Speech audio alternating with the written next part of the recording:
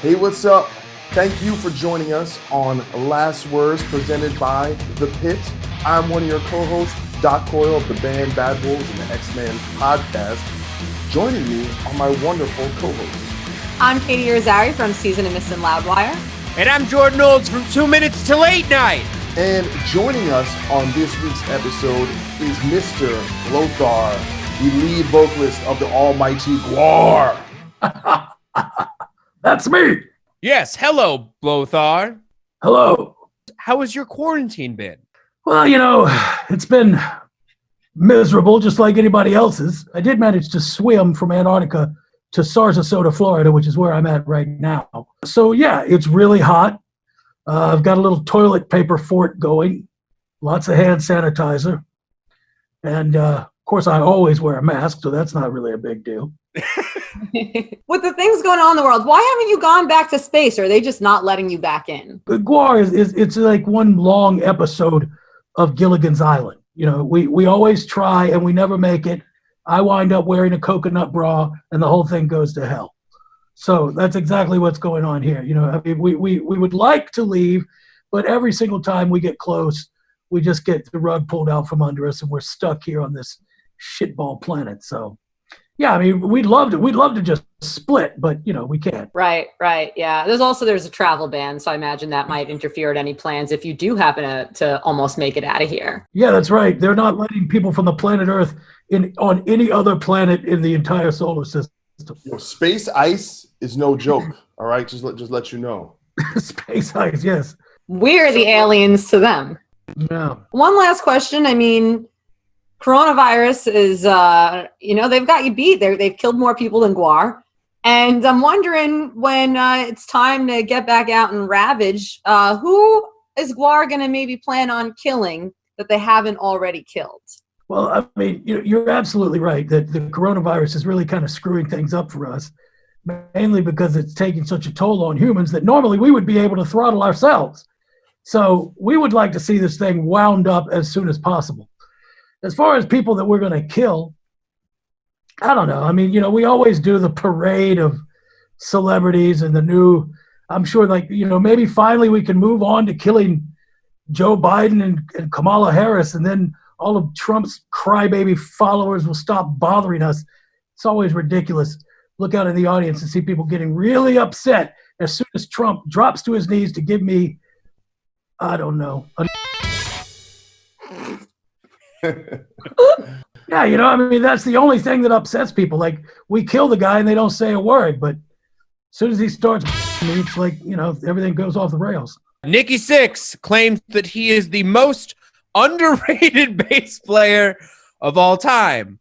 And that is a sentence that I don't know how to argue with. Like, I guess. Well, if he's not, who is? But he's certainly the most overpaid bass player of all time. Yeah. He gets a participation trophy for being a bassist, but all those other words, best, greatest, all time, don't know that he fills that void.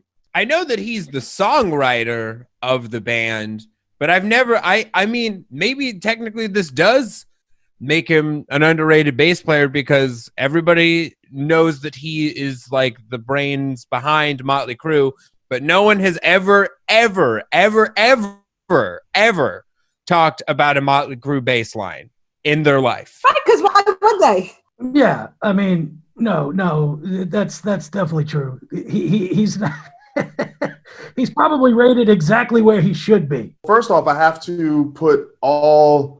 a conflict of interest here because Motley Crue and Bad Wolves share a manager and a label. So, you know, I ain't gonna dump on this dude right now. First off, I love you, bro. You're my bro. I love you. Okay. First off, forget these people. I'm with you. Okay. Doc and Nikki together, solving problems, playing songs, being underrated together. So first off, just want to put that out there. Wait. I do want to watch that show for sure. Yes, that's right. NBC detective show. I love you. I'm not like these people. I know where my allegiances lie, not to these people here. I'm with you. Anyway, so I'm just going to get that out of the way. But here's the thing. One, I don't know how underrated he is because I think in some ways his role as a rock star kind of supersedes everything. Like he's just one of the best rock stars we've had, right? So that's the first thing. So it kind of like overshadows that.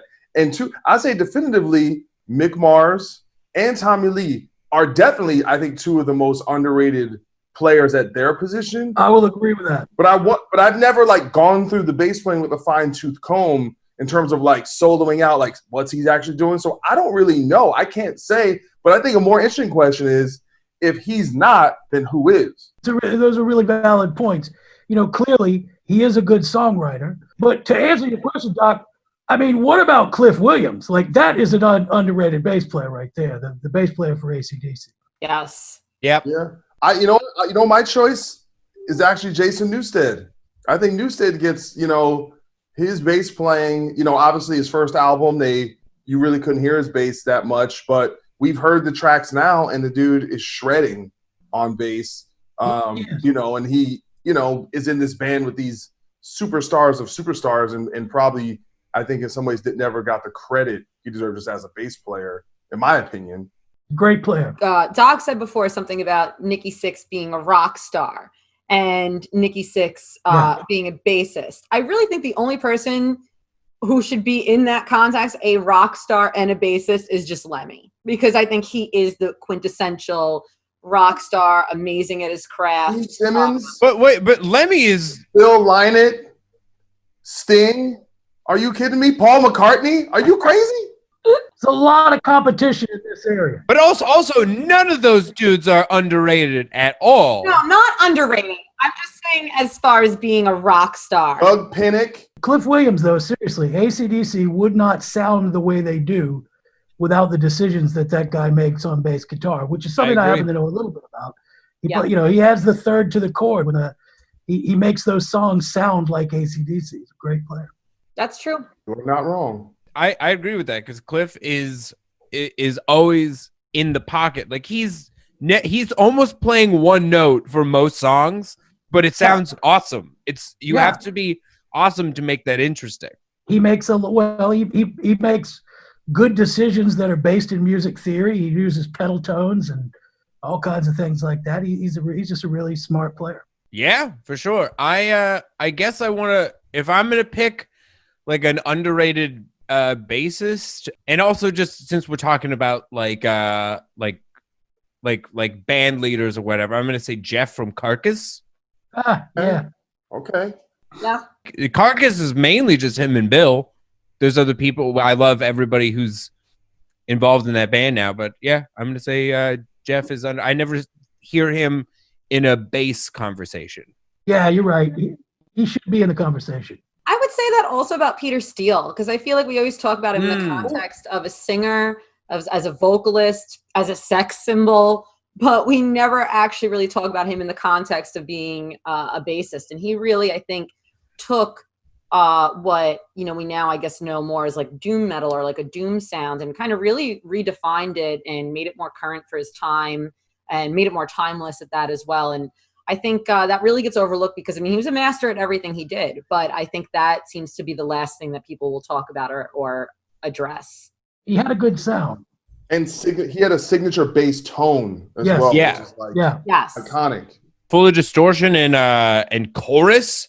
There's chorus pedal on a bass. Nuts. Every live video of him, he is so tight. That riff, the Be My Druidess riff, sounds like it's 4 guitars, but it's 1 bass. It's crazy. Yeah, he brought in some of the same influences that he had vocally, which were from outside the world of traditional metal. It's a sort of gothic sounds and, like drawing on things like the tones like that you'd hear from Bauhaus and maybe even The Damned, things like that.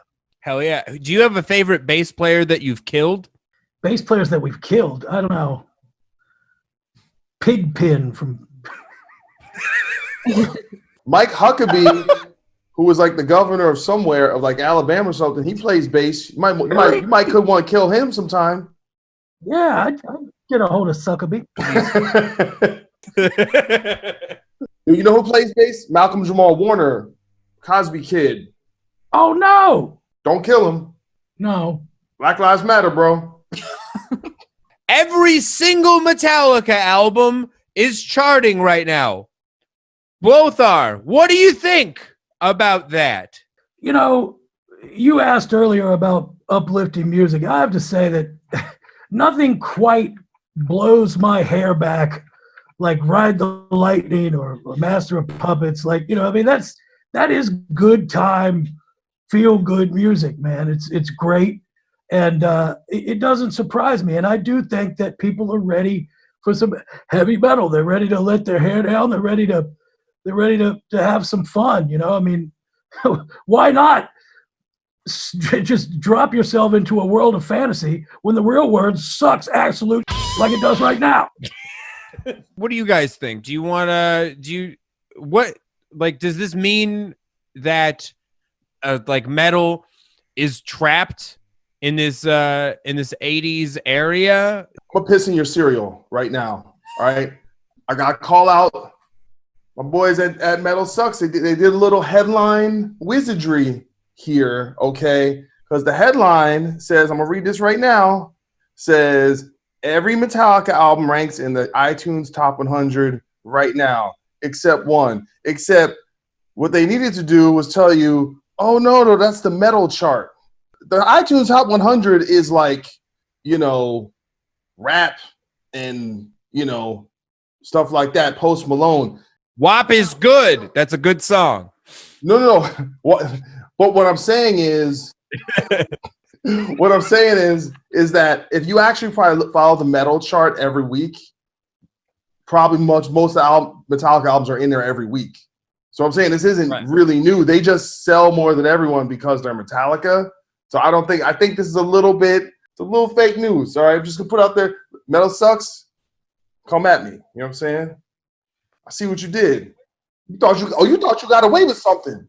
Oh, you thought you got away. You ain't getting past me. I wonder what other metal is in the top 100 right now. Actually, in the top 100, definitely the Black Album is. Yeah.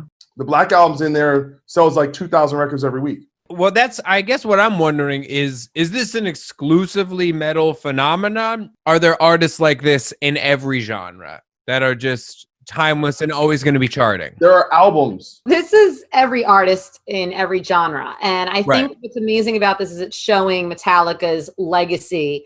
And I mean, the timing too, we have to consider here, because this actually makes perfect sense. And it's exciting when you consider the reason why. So right now, Metallica is back in the spotlight. They have the S&M DVD coming out. They're doing drive-in theater performances. So they're active and they're more accessible than other bands and doing stuff a little bit more interactive, like a drive-in theater thing, especially here in the States where we have nothing else really going on.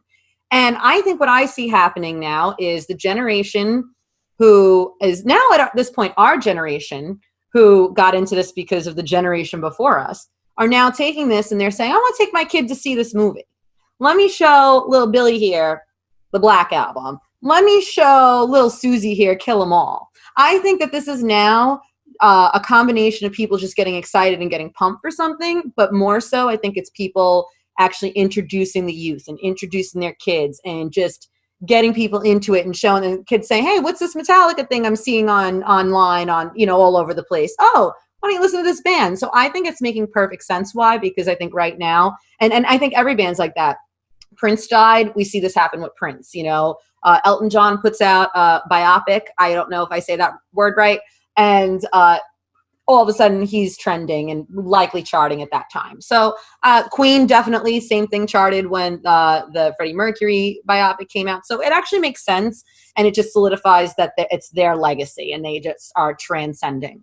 We're having this conversation about Metallica charting. I do think as we had a conversation similar to this, like we're always talking about what's going on in kind of mainstream metal.